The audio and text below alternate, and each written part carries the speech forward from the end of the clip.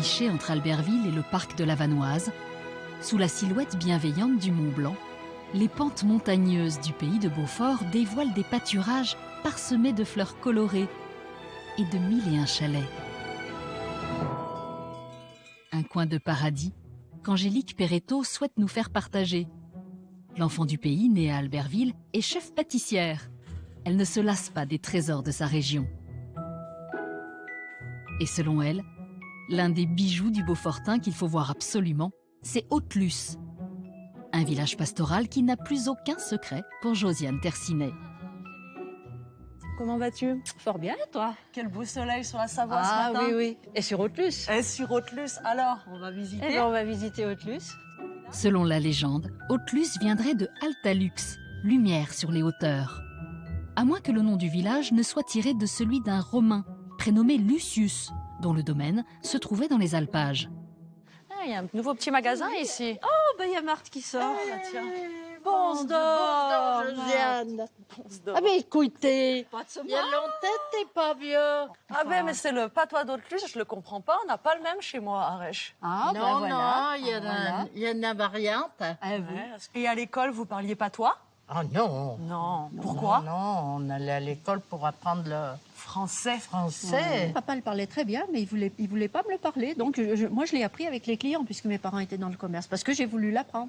Mais Marthe, toi, chez toi, on parlait le patois. Oh, le patois, nous, oui. C'était votre langue à la maison. Voilà. Harvey. Dans le village, les chalets typiques qui abritent les quelques 800 âmes témoignent de l'attachement que les Haute-Luciens portent à leur patrimoine. Ici, à Haute-Luce, on voit qu'il y a des chalets plus anciens, d'autres plus jeunes. Oui, ben, c'est un pays qui vit et on a des chalets qui peuvent être relativement anciens. Alors, les chalets dans le village ont plus de pierres que les chalets dans la campagne. D'avoir un chalet en pierre, ça vous faisait ressembler un petit peu plus à une maison d'en bas. Hein. Oui. Et puis le haut était monté en madrier, en gros madrier de bois. Donc en fait, les animaux étaient au soubassement, hein, dans cette partie en pierre du chalet. Oui. Et je suppose que la chaleur devait monter pour chauffer la famille Voilà. qui vivait Voilà. sur cette pièce en haut. Ça participait au chauffage central écolo, n'est-ce pas? Écolo. Il faut savoir qu'ici, tout le monde avait plusieurs chalets. Donc, il y avait le chalet à peu près au niveau de la vallée, là, au niveau du village.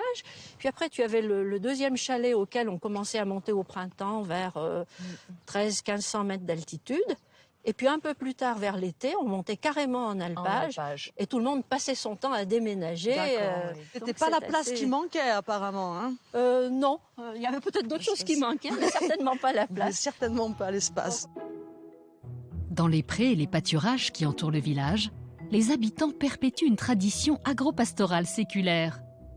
Donc ici, évidemment, l'une des ressources principales, si on laisse de côté le tourisme, c'est bien sûr l'agriculture, pour l'élevage des vaches, pour la production du lait, qui permet de fabriquer ce bon Beaufort qu'on aime, ce qui nous permet de garder une véritable agriculture et donc des paysages qui sont entretenus. Au-delà de l'activité agricole, j'ai aussi entendu dire qu'il y a eu des pratiques pas vraiment légales dans la région.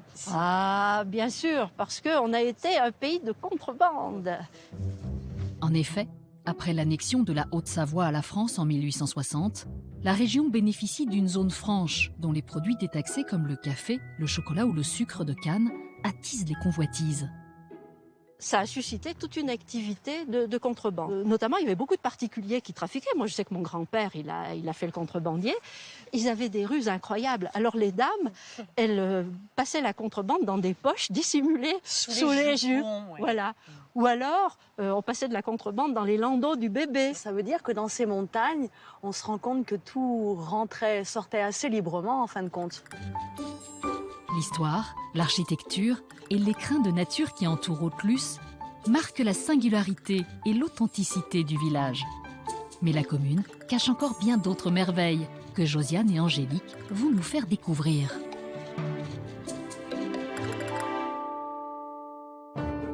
À 1650 mètres d'altitude, avec le Mont Blanc pour toile de fond, le domaine des Saisies est un paradis pour les skieurs et les randonneurs. Toutefois, nos deux Savoyardes ne sont pas venues ici pour se divertir. La raison est plus solennelle. Alors bien sûr, Josiane, on ne peut pas venir dans notre vallée sans évoquer les maquisards et aussi la résistance pendant la Seconde Guerre mondiale. Oui, effectivement, ici au Césis, ça a été un lieu extrêmement important. Jean Bull, qui était le responsable militaire de la résistance sur la région d'Albertville, a été chargé, entre autres, d'organiser ce fameux parachutage d'armes américaines au col des Césis, qui a eu lieu le 1er août 1944. Donc ici, il faut imaginer 78 forteresses volantes qui arrivent dans un vrombissement absolument énorme et qui vont larguer entre 800 et 900 containers d'armes destinés à 3000 hommes. L'opération Ébonite est un succès. Le matériel réceptionné par les maquisards est convoyé dans toute la Savoie pour soutenir la résistance.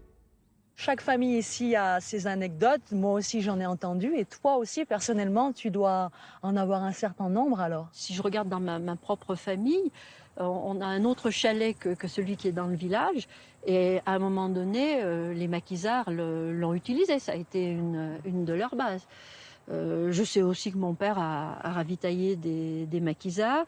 Et à peu près dans chaque chalet ici, après le parachutage, on a retrouvé une mitraillette Sten bien cachée dans la grange avec quelques munitions. Pour continuer la visite, Angélique tient à nous faire partager un autre monument. Culinaire celui-ci. Et en matière de gastronomie, la Savoie a de sérieux atouts. Ah, Angélique, viens, on va préparer les gourds et le porc-monnier. J'arrive. À Cré-Voland, chez Evelyne Provinciale, les gourds et le porc-monnier sont une institution. Une recette traditionnelle que l'on ne trouve qu'à la table des familles haute-luciennes. Alors Evelyne, je suis très intéressée de savoir ce qu'il y a de beau sur cette table. Tous les ingrédients pour faire les gourds. Raisin de Corinthe, de la farine, des œufs, les pommes de terre, bien sûr. Alors les pommes de terre, c'est important dans la région, c'est un aliment qu'on trouve facilement. Oui, à l'époque, ils avaient un petit jardin et il y avait très peu de légumes. Ils vivaient avec ce qu'ils avaient. Et puis il fallait des aliments consistants. Voilà. Allez, moi je prends les studios et la poitrine, toi tu prends les aromates. Il faut qu'on fasse un bouillon comme un pot-au-feu en fait. Un bouillon qui permet de cuire les pommes de terre, qui sont ensuite écrasées grossièrement avec les raisins, les œufs et la farine. Allez, tu continues à touiller.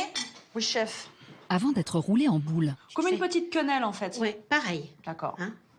Bien, la pâte est encore un peu chaude. J'aime bien. Oui, toujours. J'aime bien. Alors, est-ce que ça va comme ça? C'est impeccable. Parfait. Tu peux les poser sur la table si tu veux. Là, comme ça? Ouais. Ok. Reste à plonger les gourds dans le bouillon et les laisser mijoter une vingtaine de minutes. Alors Evelyne, d'où te vient cette recette? Ma belle-mère qui m'a appris à faire les gourds. Hein. Et du coup, alors ta fille a la recette aussi? Oui, elle les fait aussi. Et moi aussi maintenant. Pendant la cuisson, Evelyne a aussi préparé un autre plat emblématique de la vallée. Voilà, les gourds, le porc-monnier, le saucisson. Les porc-monniers sont des saucisses à base de porc maigre, mélangées à des herbes aromatiques, des blettes, des blancs de poireaux ou du chou. Alors, tu vois les porc-monniers, c'est une spécialité d'Autelus. Hein. Chaque village a sa façon de faire son porc-monnier. Ah d'accord. On peut soit les manger non fumés ou fumés. Et nous, on préfère un petit peu non fumés. Allez, on va goûter tout ça. Voilà. Merci. Allez, à toi l'honneur. Ça a l'air délicieux. Je me régale, Evelyne. Bon, Merci beaucoup, regarde. On n'a rien à envier à personne, on est les plus heureuses aujourd'hui. Il faut maintenant redescendre, car Angélique est attendue au village d'Autelus pour nous présenter son patrimoine artistique et religieux. Son chef-d'œuvre, c'est l'église du XVIIe siècle et son architecture néoclassique sur laquelle la guide Martine Vialet est incollable. L'église d'Autelus, c'est une église qui me tient à cœur, car c'était le pays de ma grand-mère. Elle m'a toujours dit que c'était le clocher le plus beau du monde. Évidemment, majestueux, énorme, 55 mètres de haut. Et puis, clocher à bulbe, ici, c'est original, c'est le seul dans le Beaufortin. Oui. Et avec des écailles métalliques argentées. D'accord. Détruit après la Révolution en 1794, le clocher a été reconstruit à l'identique au XIXe siècle. La façade est ornée d'un décor en trompe-l'œil avec un faux cadran solaire et un intrigant squelette au dos de l'église. C'est le symbole de la mort. C'est une vanité, ça c'est quelque chose qu'on va voir beaucoup dans tous les arts à la période baroque.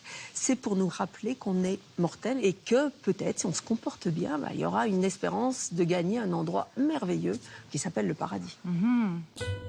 Après 18 mois de travaux, les compagnons du devoir et les artistes italiens ont su rendre à l'église Saint-Jacques d'Assyrie son éclat d'antan. Angélique, tu vois toutes ces lumières qui entrent par les fenêtres basses, par les fenêtres hautes. Ça aussi, ça donne l'avant-goût du paradis. Les tribunes, c'est quand même quelque chose de très typique d'ici. Oui, les tribunes étaient réservées pour la partie haute aux hommes. Et les femmes, en revanche, étaient en bas. Peut-être à cause des costumes des femmes, c'était périlleux de monter des escaliers très raides. Mais dans cette église, le plus surprenant se trouve juste derrière. Ce joyau de l'art baroque savoyard, inspiré du mouvement artistique italien, date du XVIIIe siècle. Alors s'il y a quelque chose de baroque, de façon incroyable, c'est le retable, qui est éclairé, qui est doré, qui est coloré avec du bleu, des rouges. Regarde l'importance de ce tabernacle qui cache un peu le tableau. Ça aussi, c'est Beaufortain, une spécificité beaufortaine. Des personnages très colorés. Et puis là, tu vois, regarde cette chaire à prêcher, c'est comme ça qu'on disait, baroquissime, avec ses petites têtes d'ange. Et puis ces 4 personnages qui, si on les regarde, ils sortent du cadre, ils nous parlent un peu. Regarde ce pape-là, il nous parle.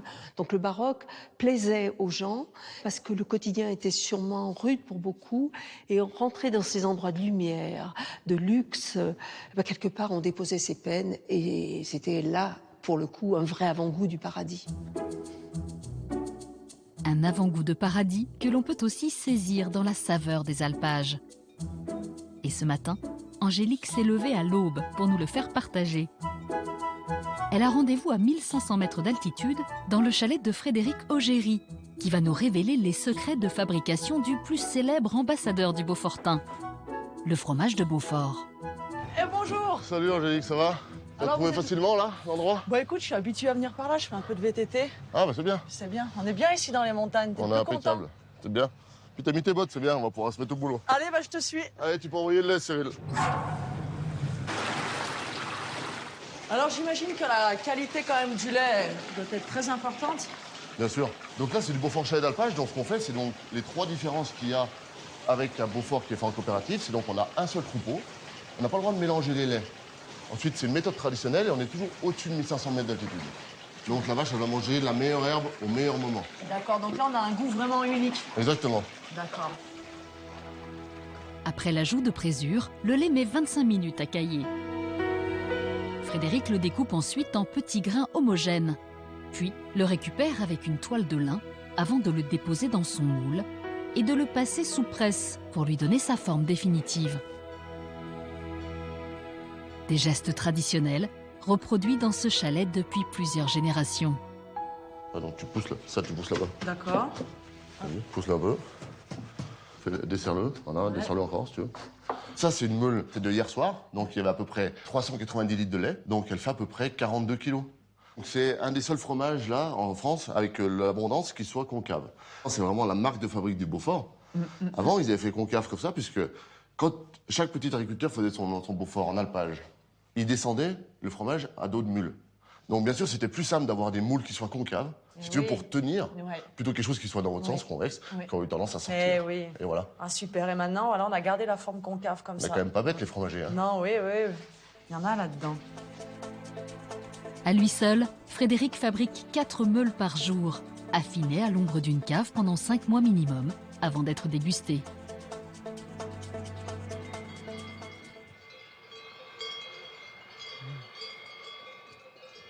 Délicieux. Ouais, merci. Ouais, bien fruité. Tu sais, pour déguster le Beaufort chalet d'alpage, la meilleure manière, je crois que c'est de venir chez toi.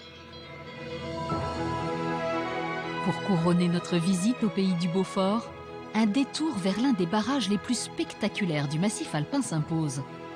Avec son lac artificiel aux dimensions extraordinaires, le barrage de Roseland, inauguré en 1962, est une prouesse technologique.